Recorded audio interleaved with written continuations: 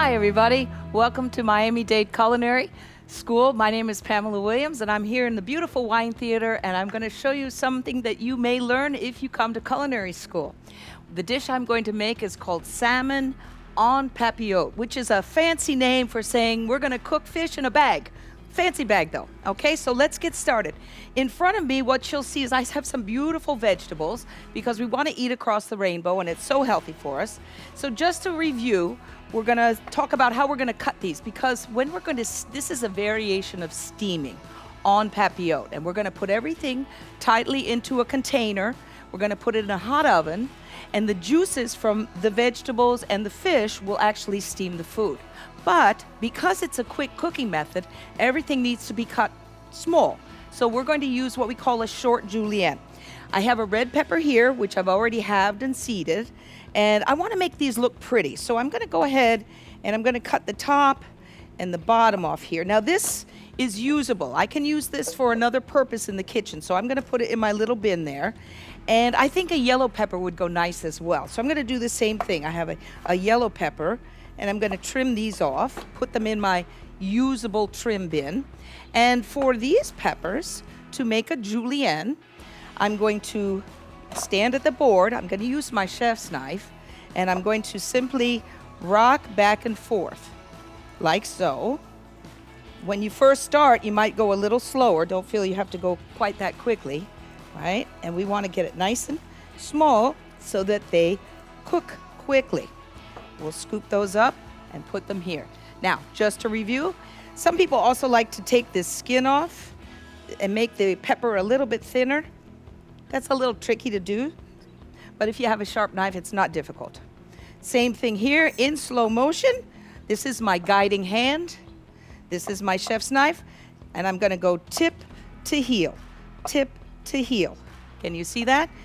Tip to heel. Now, as I get quicker, I don't have to lift the knife off the board. I can just slide like so and get that cut nice and quickly. Watch out for those fingers. You don't want an unwanted manicure.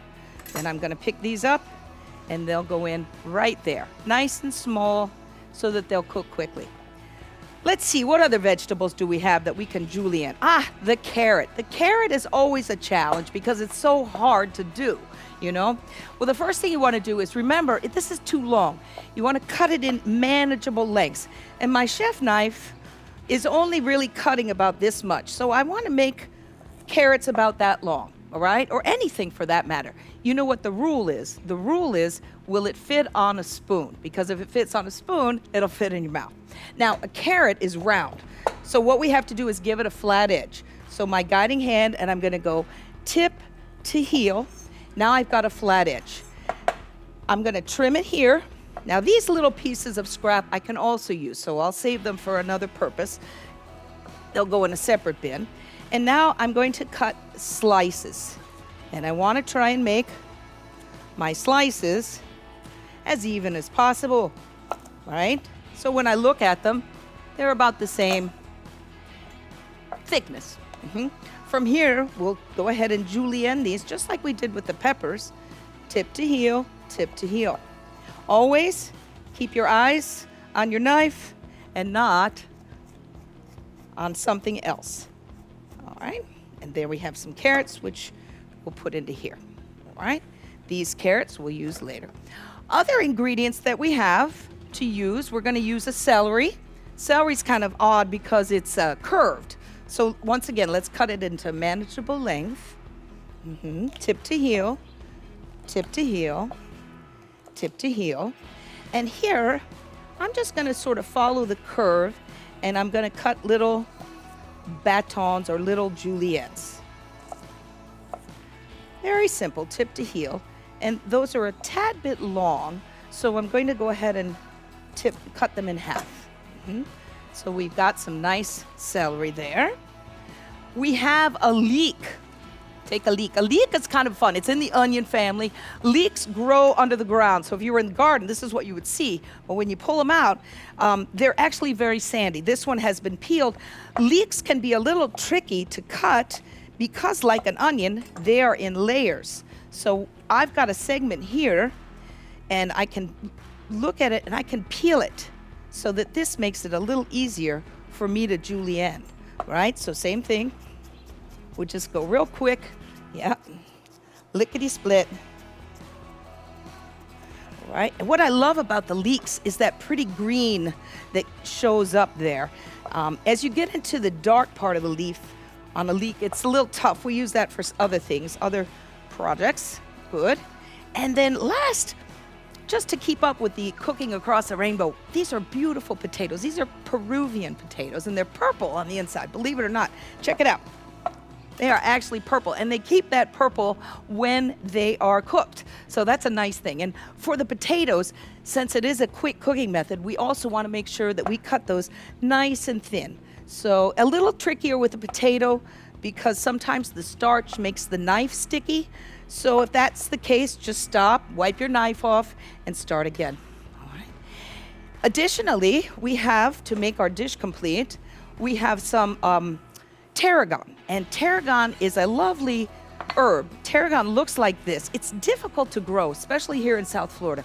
It's very specific in flavor. It has an anise licoricey flavor. Of course, if you don't like tarragon, use another herb. Use basil, or you could actually flavor this any way you wanted. If I wanted to make it, say, more Southwest, I could add in some chili peppers and maybe some cumin and perhaps some cilantro, all right? Or if I wanted to make this more Asian, perhaps I would add in some ginger and maybe some other Asian vegetables, okay, and maybe some different herbs. But for us today, we're going to use the tarragon. And to use tarragon, it's a leaf, and we just want to use the leaves. So we're going to just pick off. The leaves are pretty nice like that. We're going to pick the leaves off. We're going to chop them just a little bit. And I think that's about what we're going to need for our en papillote. The next thing I'm going to do is I'm going to tell you how to get the salmon ready and take the skin off of the salmon. So just 1 second, and I will going to pull that salmon out, and we will tackle that next. Now, why the salmon now? Well, the reason is I really don't want my board to be dirty with salmon. So I'm going to do all my veg prep first, and that way once I've done my salmon or my chicken or my meat or whatever else, I can get rid of the board. So it saves me time and it saves me practice. Now for the salmon, I'm going to switch over to a whiteboard. I'm going to bring it right over here, and we're going to put it right on top so you can see. And the salmon looks, let's see. Sorry about that. The salmon looks like a beautiful fillet of salmon. This is a full fillet of salmon, and we see salmon all the time in the grocery stores, and many times you might not know what to do with it or how to get the skin off, or maybe you got a piece home and they left the skin on and you're like, oh shoot, how do I get it off?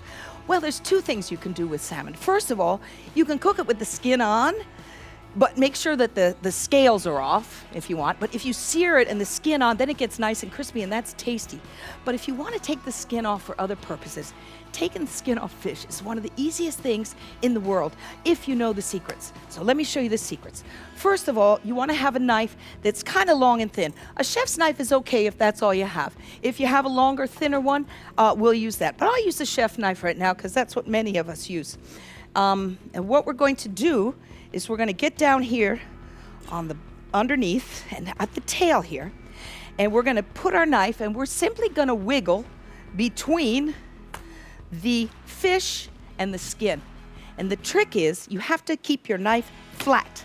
So for that reason, I'm doing it on the end of the board so I can slide like this. If I try and do it in the middle of the board, then see all this space? I lose all that fish meat. Okay? So either on the end of the board this way or this way. All right, here we go. Knife. I'm going to go under here, preferably a thinner knife, but all I'm going to do is keep my knife flat. I can hold onto the skin if you want with a little towel, and I'm simply going to hold the skin tight and keep my knife flat, and all I'm doing is wiggling. See that? I'm just wiggling it. Easy peasy lemon squeezy. See how that's coming off? All right, so hold the fish skin, and here we go. All the way down. All right, and let's see how we did, chef. So hopefully there's not much skin there. But what I tell my students to do oftentimes, if they left a lot of skin, like here, I'll tell them, go back, take your knife, and get that skin off. Practice the skill, right, of keeping your knife flat on the board. Salmon skin can be used for any number of things. Sometimes they use it in sushi restaurants for salmon skin. In this case, we're not going to need it. We're going to flip our salmon over and let's have a look at it. And now salmon is a rich fish. It's very fatty, and when it's fatty like that, it is delicate. It can break apart carefully. Salmon has what we call pin bones in them. They're usually right down here. These have been removed, so you don't have to worry about that. But if you did have pin bones, you simply get a little tweezer and you pull them out. Okay, let's fabricate our fish. Tail, can't do much with this. I could, but generally in the restaurant, we might save this for like a pasta dish or maybe a salmon tartare. I'm taking out the little bloodline there.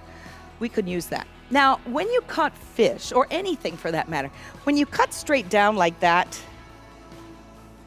it's not the most attractive. It doesn't hold together well. It looks tiny. So here's a trick. You want to cut it on an angle. I'm going to put my hand here. I'm going to pull it a little closer to me. And I'm going to put my hand here and I'm just going to cut the fish on an angle. Now, same portion, but wow, which one would you rather have on your plate? Okay, so that being said, let's go ahead and portion a couple pieces for our papio. 1, 2, come here you, 3. I think that should be good for us, maybe. 1, 2, 3, okay? I'm going to leave the rest of the salmon for another purpose, but if I were going to trim it all up, this part here is called the belly flap. This is a beautiful piece, but it's very fatty, so we often don't use it or serve it to the customers, but it's real tasty. The cooks in the kitchen cook it up and eat it, all right? And this way, once again, I could continue my, my slices for that. All right, now let's put the whole thing together. Are you ready?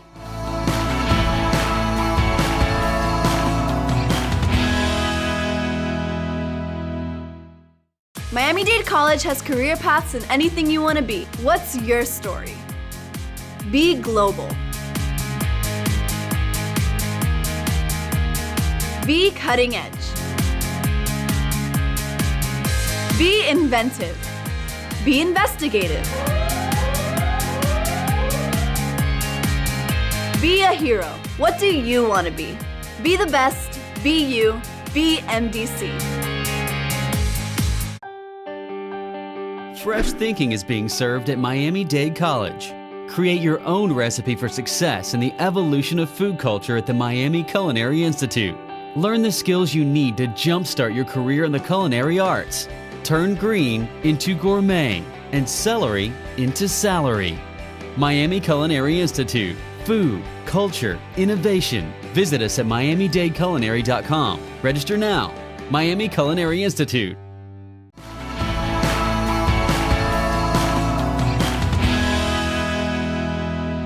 Now, the idea behind making something like this is that you keep all the juices of the cooking foods in one place. So when the customer opens it up, they get this tremendous hit, beautiful, fragrant hit. In fact, you may have heard of a dish a long time ago. It was called pheasant under glass. Remember? Maybe you don't remember, but maybe you've read about it. But pheasant under glass, and they would come to the table with a cloche or a dome, and they would lift it, and the customer would breathe these beautiful things. This isn't exactly a cloche, but the process is similar. So I have here parchment paper. This is full-size parchment paper. If you get it at home, it might come in a roll. Roll off a good-sized piece, and I'm going to cut it like a heart, just like that. Will you be my Valentine? Aww. Okay, now take this. Now this paper is good in the oven, but we don't want it to burn up. So we're going to take a little bit of butter, and we're going to put the butter on both sides because it will prevent the paper from totally burning up. Plus, it's going to give a little bit of richness. Now, if you wanted to, you could also use olive oil. I'm going to put a little bit on this side too. Here we go. Okay, so let's give it a little bed of potatoes. These are those nice potatoes that I've sliced somewhat thin. And we'll just lay these in the bottom. We'll give a little base, not too many. You don't want to overload the papio. And then next, let's put a little salt and pepper. Yes, we need our salt and pepper. Let's go ahead and take 2 of our fishies. 1, 2. We're going to spread it out because remember, this is cooking quickly. All right. Next, a little salt and pepper on the fish and maybe a squeeze of lemon because we like a little lemon. And then let's go ahead and layer our vegetables. We'll start with, why don't we start with celery? A little bit of celery. Spread that out. A little bit of carrots. Maybe some red peppers. And some yellow peppers. Pretty looking leeks. Let's go ahead and put a little bit of these tarragon leaves on here. That'll be nice. 1, 2, 3. Now you'll notice, or maybe you won't, one thing I don't put in here are green vegetables. You might think a snow pea or a broccoli would look really good, and yes, they would. The thing is oftentimes when you put a green vegetable in here, after it's steamed, it loses its vibrancy. So sometimes they don't look so good. That's why I've steered clear of any real green vegetable. Okay, here's where the magic happens. Let's go ahead and put a little more butter on the top here, just because you can never have too much butter, right? And we're gonna fold this over, all right? And I'm gonna, okay, good. I don't have too much in here. I don't really need liquid. Sometimes people put in parboiled potatoes and whatnot as well. We're pretty good. We're gonna start the fold. I'm gonna start on the inside of the heart. I'm gonna make one long fold. Let me move this out of the way so maybe you can see a little better. How's that? Now, here's the trick. I'm gonna make another fold, but I wanna start it in the middle of the one before it. I don't want any holes that the steam can come out of. So let me show you what a wrong fold would be, something like this, where it's folded, but there's steam. It can escape, so I lose the effect. So I need to fold it so that there are no openings, right? Crease, fold. So you fold it, you crease it. You fold it, crease. Fold it, crease. And I'm gonna come all the way around here. And look at that, I have a little heart. Okay, good. So now I could prep these for service, in the daytime, and then we'd be ready. And when it's time to go order, I'm gonna put this in a very hot oven. The purpose of the hot oven is it's gonna start creating steam right away, and the steam will cook the dish. The challenge is knowing how long to cook it, because once you open it, you can't, if it's underdone, you can't close it back up and put it in. And if you open it and it's overdone, well, that's another issue. So we generally think, you kind of have a little intuition, chefs, and we think about 6 to 7 minutes in a hot oven. And so let me go ahead and put that in the oven, and then we'll come back in just a second. Let me find my sheet, and we'll put it in the oven and see how it goes. All right, into the oven on a hot sheet pan. Hello. Good. And what you're gonna notice, if it goes back on, yes, what you'll notice is that the Papio starts to puff up, kind of like a Jiffy Pop, because all the steam isn't contained in there. And so when you get it ready and when it comes out of the oven, it has to be served right away. So the reason many times we don't have Papio in restaurants is because the servers, trying to get a server to serve the Papio as soon as it comes out of the kitchen can be a time challenge oftentimes, because nobody wants it. It's like getting a souffle that's deflated. You really don't want that. So how do you serve it? Well, I think the easiest way is probably just to serve it in the bag, but traditionally, French waiters would probably have a fancy technique where they cut it and they use their fork and twirled it back and then present it to the guests. I was at a restaurant once and I wanted to order it, and the waiter, all he did was tear it and dump it on the plate. That didn't work so well. But for the most part, we would let people probably eat it, open it up themselves, and then once they put it on the plate, you would remove the paper. Okay, let me see. Anything else I need to talk about at that time? Nope, that's it. Let's go ahead and let that cook, and then I'm gonna move on to my next demo, which is a really fun potato dish, and I think that you'll like it. If you ever are late night cook in a restaurant and you've got a customer coming in and said, I want something to eat, late minute, this is a quick potato that you can do that's always impressive and is pretty easy and actually pretty classical. What we're gonna need is we're gonna use a russet potato, and we're gonna peel them so that they're kind of round, and I'm gonna use a piece of equipment called a mandolin. A mandolin can be your best friend, and it can also be your worst enemy, depending on who taught you how to use it and if you know how to use it. So let me get that set up for you, and I'll show you how it works.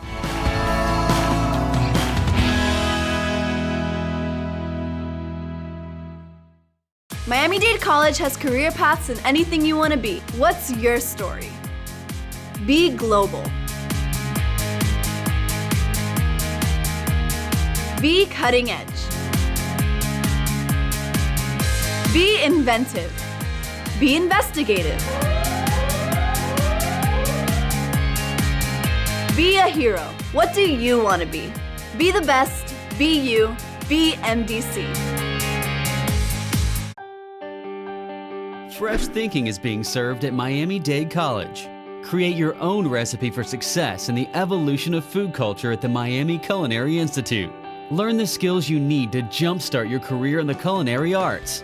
Turn green into gourmet and celery into salary. Miami Culinary Institute. Food, culture, innovation. Visit us at miamidadeculinary.com. Register now.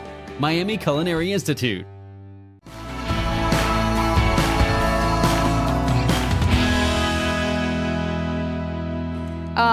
This is what we call a French mandolin. Now, there are other mandolins out there. They all can do the same thing. This is just what I learned on, and it's a little more, it has a few more bells and whistles than the straight up Japanese ones or other ones that are just a slicer. But really what this is a manual slicer. It can slice things thinner than I can get them with my knife. And so I'm going to first set it up, which means I know that this is the top because it's got a little lip, and these little legs, they can swing either way. Okay, so I put that on there. There we go. Good.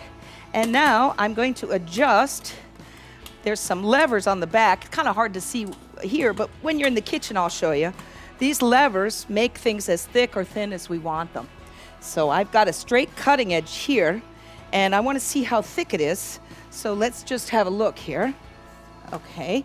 So I need it a little thinner than this one, but it does work. Okay, I'm gonna get it just a touch thinner. Good. Now, for this particular dish, I'm gonna use a nonstick pan. And this potato is fun because we make it upside down, which is a little tricky, but the effects are pretty good. So what we want to do first is have a russet potato. That's a good starchy potato. And we try to make it as round as we can so that when we slice it, it looks round, okay? Now, when you slice on the mandolin, you're gonna go straight down. You want to be natural like this and always watch your fingers. Just because I'm going fast doesn't mean you have to, okay?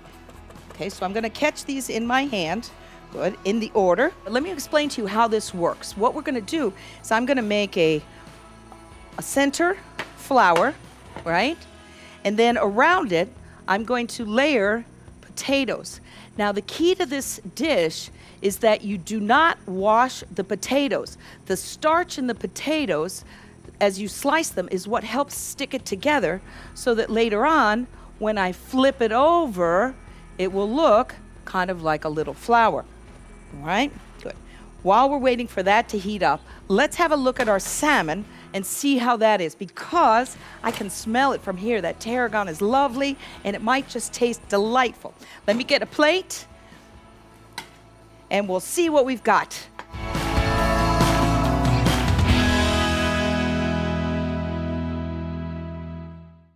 Miami-Dade College has career paths in anything you want to be. What's your story? Be global. Be cutting edge. Be inventive. Be investigative. Be a hero. What do you want to be? Be the best. Be you. Be MDC. Fresh thinking is being served at Miami-Dade College. Create your own recipe for success in the evolution of food culture at the Miami Culinary Institute. Learn the skills you need to jumpstart your career in the culinary arts. Turn green into gourmet and celery into salary. Miami Culinary Institute. Food, culture, innovation. Visit us at miamidadeculinary.com. Register now. Miami Culinary Institute.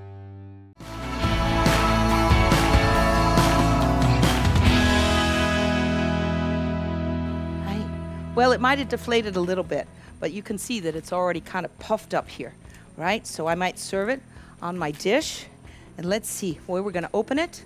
Oh, you're burning up, aren't you? Uh-huh. So let's see how our salmon and papio looks. We open it up. Oh, lovely, lovely, lovely. That's just delightful. Oh, and that tarragon is so nice. And look how beautiful that is. Very pretty.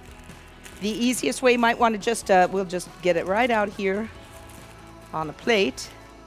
Right? Take this away. And perhaps serve that with a little bit of lemon on the side. And you would be good to go. All right, so that would be our salmon and papio, nice and fresh. Certainly your waiter could serve a little dressing on the side or sauce on the side if you'd like. There we have it, salmon and papio, okay? And if you come to culinary school, we're gonna teach you how to do that in Food Pro 1, 2, 3, and 4, okay? Good. Now, let's go back on to the Anna potatoes. Oh, here we have a willing guest. Now, the Anna potatoes, what you wanna use for an Anna potato is going to be what we call a clarified butter. You can use oil as well, but I find butter gives you a better color with the potatoes. Clarified butter is a process by which we remove the water and the milk solids from butter. And that allows the butter to get very hot without browning or burning. Probably you've had that happen before. You put a stick of butter in the pan and it burns before you can actually cook anything. So with clarified butter, we kind of alleviate that problem. So I've got a little clarified butter here, and I'm going to put a little in my smoking pan over here. And I don't know if it's smoking because it's hot or smoking because it's, I'm not sure why. Now, what is that? What that is that's water that didn't evaporate in the butter, and it was just boiling away. That's what that popping was. But now it's not popping anymore, even though it did make a bit of a mess. Now let's go ahead and see if we can't, it's a little hot, so I'm gonna turn it down, see if we can't make our pamana from this. So remember, we're going to make it upside down. So let's start in the middle. Let's find a real pretty thing, like kind of a round. Maybe I'll double it up. Okay, and we're gonna put that in the middle. And then let's go ahead and lay our potatoes all the way around. And remember, I know I said it before, but it's the starch in the potatoes that helps keep them together. Okay, that's getting started. Make sure in your pan that it can move freely. That's why we use a non-stick. Okay, I'm gonna cut some more potatoes.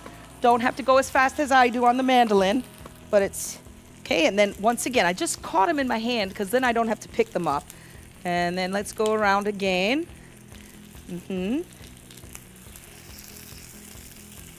Very good. And I'm gonna press them with my hand. I'll give them a little salt and pepper. Good. And let's make another layer just for kicks and giggles. Ooh, that white pepper, so strong. Now, the idea behind a potato like this is that it's crunchy on the outside and kind of soft on the inside. We want a nice golden brown around. Good. And I'm gonna make sure that it can move in the pan like that. And once it gets a little brown, I'll put it in the oven if I have to, and then I'm gonna flip it over. And it's kind of cool to flip it over while that's going, okay? Now, I had one more demo, but I was not quite ready for it, so let's see if I can get that going. And we'll get the pan on the fire. Ooh, I think we have something here, Daniel. Now. Oh my. Should I try it? Should I try it? You think so? You think I should try it? All right, here we go. 1, 2. Ooh, look at that. Very good. So we have our potato. Gonna let it cook on the other side. And while that's cooking, let's see what else we have in our magic fridge.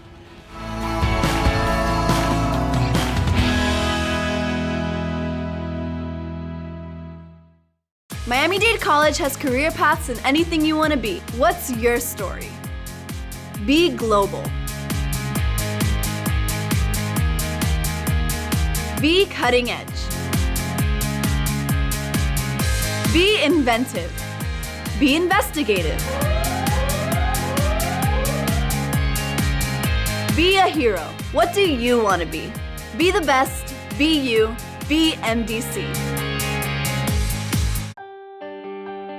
Fresh thinking is being served at Miami-Dade College. Create your own recipe for success in the evolution of food culture at the Miami Culinary Institute. Learn the skills you need to jumpstart your career in the culinary arts. Turn green into gourmet and celery into salary. Miami Culinary Institute. Food, culture, innovation. Visit us at miamidadeculinary.com. Register now. Miami Culinary Institute.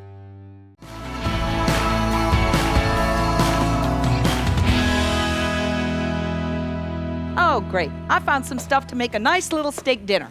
I found a nice big steak, as a matter of fact. Well, let's see what Miss Maria has left me in purchasing. I'm going to put a paper towel down just so it doesn't get all over my board. And, oh, look at that. This looks like a nice little strip loin. Beautiful little eye. We won't cook the whole thing. Let me cut off a little steak for us, and then I'll cook that up, okay? Gonna cut one little steak. Okay. And we'll trim it up nicely. Okay, and this can go back in the bag. And I will wash my hands. There, you can go there. Very good. All right. So this looks like a little steak. It's a strip loin, which means it has a little more marbling than, say, a filet mignon, but they're both probably pretty good cuts. I think my potato is done, so I'm gonna just go ahead and put it right on. Let's take this nice plate here. Yay! Nice plate, pomana. How would you serve that? Well, you could give somebody their whole potato. I've also seen people put like a filet on top, or generally we might cut it into wedges so you get a piece of the pie, a piece of that kind of pie. Okay, good. We've got salmon. We've got our pomanas. Let's trim that off, and let's see what we can come up with this steak here. Steak is one of those funny foods. It's like anything else. Most of my students ask me, I want to make a sauce. How do I make a sauce? I cooked a piece of chicken, I cooked a piece of pork, a piece of meat. How do I make a pan sauce? Well, pan sauces are tricky, easy. They have a few tricks to them, but they always generally follow the same steps, which I'll go through. The one I want to make today is called a steak au poivre. And a steak au poivre would mean with peppercorns. And we're just going to make a very simple little sauce with a little brown gravy, which we call demi-glace, and a little bit of cream and a little bit of brandy. So the first thing we want to do is I want to sear my meat. Searing meat means you're going to brown it on the outside over a high heat. And when you do that, you want to use a neutral oil like a clarified butter or a regular oil. If you use whole butter to sear it, the butter is going to burn. Whole butter comes in later on in the process. Now, when it's time to sear the meat, you're going to season it with some salt and pepper. And in this case, I'm going to go ahead and put some of these peppercorns into the meat itself. Okay. And then I want to make sure that my pan is good and hot. And once it's searing, I will finish it probably in the oven, but I want to make a little sauce. So to make a sauce, the first thing we do is we usually empty the pan out, and then we do something called deglazing. And deglazing is what allows you to get the bits of food that are so tasty in the bottom of the pan. It allows us to get those bits, that fond, into the sauce, and that's what we want. Okay? So let me show you how this is done. We have over here our pan, and I want to make sure it's super hot. And I'll come to the forward in a second. Okay, so we're going to put in here a little butter, but it's not hot yet. How do I know it's not hot? Well, I could stick my finger in it, but that's not a good idea. I can just kind of tell. Generally, though, here's the rule. Get your pan hot and then add the oil. And the reason is more safety than anything else. How many times have you been caught cooking and the phone rings, there's somebody at the door and you've left the pan on the stove? It happens. We don't like it, but it happens. If it's just the pan, you don't have a problem. If there has been oil in the pan, then you have a fire. So generally speaking, put the oil in when you're ready to cook. Now, I can see it's ready because there's a little bit of smoke here. All right, so I'm going to put it in, and I'm going to lay it down. Now, as soon as I lay it down, it's pushed away some fat. So I want to bit that steak back up again, right, and get some fat under there so that it's not dry in the pan. Okay? And now I'm just going to let that sear for a little while. When you are cooking in a pan sauce like this, It's important not to let anything burn, because if it burns, that will get into your sauce. And those are mistakes that you just cannot fix. Something burnt, no matter how hard you try. And trust me, we've all tried. Now, a couple of things too. This is searing, sauteing. Some of the enemies of sauteing and getting a brown crust are: 1, your pan is too cold; 2, your product is wet. So always make sure you dry off your steak or chicken breast. Sometimes we even dust it in a little flour. Number 3, putting too much food in the pan at one time makes the temperature go down, and then everything starts stewing and looking really gray. We want a nice brown crust here, okay? So we're gonna get that brown on both sides, and then we're gonna do a little magical sauce work. What I'm gonna do is take this steak, and I'm gonna put it on what we call a sizzle platter. Probably because it sizzles. These are the things you hear when the fajitas come out and all those things in the Mexican restaurant. So I'm gonna put this on here, and I'm gonna pop it in the oven. Now, temperatures and cooking steaks, that's a whole nother demonstration, all right? But I will remember this when we learn in culinary school. Raw meat feels like this, bless your thumb here, and then medium is like this, and well done like that. So the tighter the meat gets, the more cooked it is, the more well done it is. But always remember too, when meat comes out of the oven, it not only carries over, which means it continues to cook for a little bit, but it also needs to rest so that the juices in the steak can redistribute. Sometimes you cut a steak right away, the blood goes all over the board. Not the best technique. All right, I've got a nice pan here, not too much oil, but what I should do is probably get rid of that excess oil. Okay, that I don't need. And here's where we can start with a little whole butter. Let's go ahead and use a little bit, just a nugget of whole butter in here.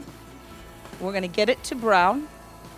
Now, if I have shallots, I can add it, garlic, I can add it, anything I'd like. I'm gonna just stick with peppercorns. I'll put a couple more in just for kicks and giggles. All right, we're gonna get that nice and sauteed, and then what we're gonna do is flambe. We have a little brandy here, and we're gonna take it over the fire, and right, there we go.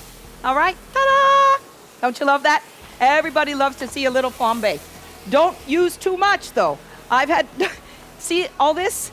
You're gonna set off a bomb. You just need a little bit. Why do we burn it off? We burn it off to get rid of the alcohol flavor, but to concentrate the nice flavor of the brandy. So that's really the first step. Sear your meat, take it out, sweat or saute your aromatics, deglaze, reduce. Now we're gonna add our sauce.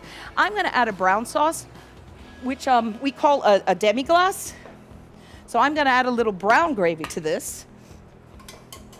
But depending on what you're making, you could add well, you could add chicken stock, you could add a tomato sauce, you could add any number of sauces once you have this base. Now here's my base. Now this sauce luckily is thickened enough that I don't have to worry. This is nice and what we might call a nappe consistency. It coats the back of a spoon, but it's awfully heavy. So let's make it a little lighter. Why don't we go ahead and we'll whisk in just a little bit of heavy cream. I'll take it right out of the container, just whisk it in right there. All right, we're gonna bring it to a boil.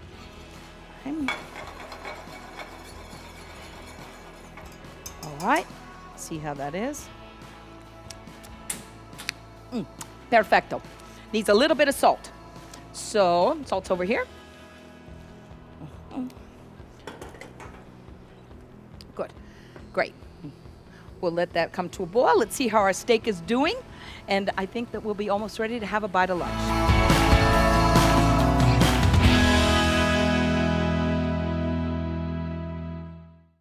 Miami-Dade College has career paths in anything you want to be. What's your story? Be global. Be cutting edge. Be inventive. Be investigative. Be a hero. What do you want to be? Be the best. Be you. Be MDC. Fresh thinking is being served at Miami-Dade College. Create your own recipe for success in the evolution of food culture at the Miami Culinary Institute. Learn the skills you need to jumpstart your career in the culinary arts. Turn green into gourmet and celery into salary. Miami Culinary Institute. Food, culture, innovation. Visit us at miamidadeculinary.com. Register now. Miami Culinary Institute.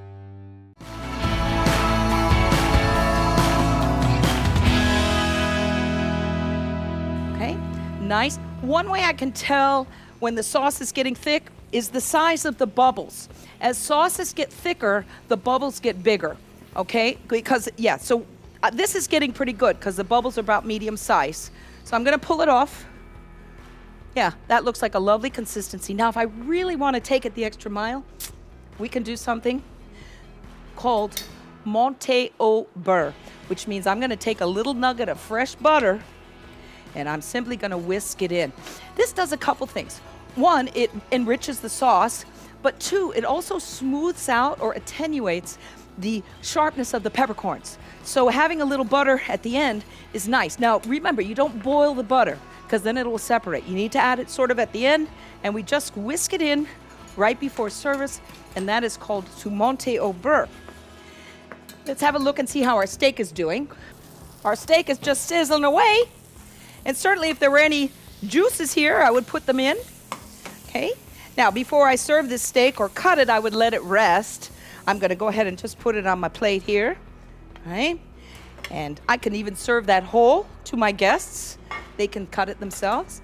And then I'll nappe with a little bit of our beautiful sauce. I'll put it all around, maybe a little over the top.